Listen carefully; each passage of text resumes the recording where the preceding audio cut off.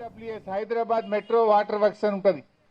దానికి మల్లన్న సాగర్ కాళేశ్వరం ప్రాజెక్టులోని మల్లన్న సాగర్ నుంచి హైదరాబాద్కు నీళ్లు తెచ్చి మూసీని ఉద్ధరిస్తా, ఆ గోదావరి నీళ్లను కాళేశ్వరం ప్రాజెక్టు ద్వారా కట్టిన మల్లన్న సాగర్లో ఉన్న గోదావరి నీళ్లను తెచ్చి మూసీ మోరిలో పోస్తా, నీళ్లు శుద్ధమైతే అంటుండు. దానికి ఎంత ఖర్చు పెడుతుండు?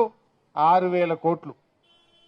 మూసీ నీళ్లను మురికి నీళ్ళలో మంచినీళ్ళు పోసేందుకు 6,000 కోట్లు ఖర్చు పెడతా అంటుండు. దానికి మాత్రం పైసలు ఉన్నాయి, ఎందుకంటే ఆడ కమిషన్లు వస్తాయి. అదే హెచ్ఎండబ్ల్యూఎస్లో ఎస్టీపీలు 4,000 కోట్ల రూపాయలతో ఎస్టీపీలు పెట్టుండు. కమిషన్లు కాంట్రాక్టులు కనుక దానికి పైసలు ఉన్నాయి. హెచ్ఎండిఏలో 10,000 కోట్లతో టెండర్లు పిలిచినాడు. జిహెచ్ఎంసీలో 6,000 కోట్లతో టెండర్లు పిలిచాడు. ఇరిగేషన్ శాఖలో 10,000 కోట్ల రూపాయలతో టెండర్ పిలిచాడు. ఫ్యూచర్ సిటీలో 6 లైన్ల రహదారి, ఆడ ఇల్లే లేదు, ఈయన భూములు ఉన్నాయి అంతే.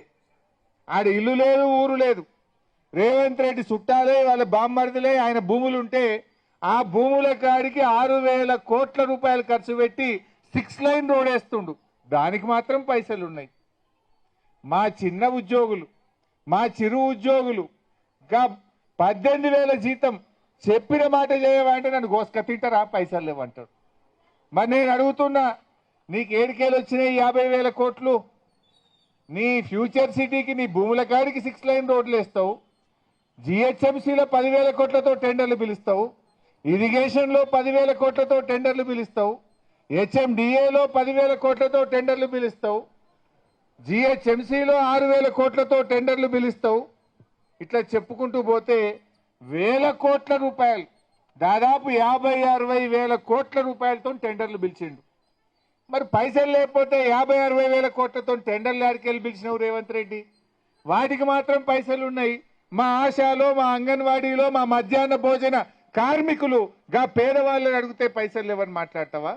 నీకు మనసు లేదు, నువ్వు మాట తప్పినవు, నీకు నిజాయితీ లేదు.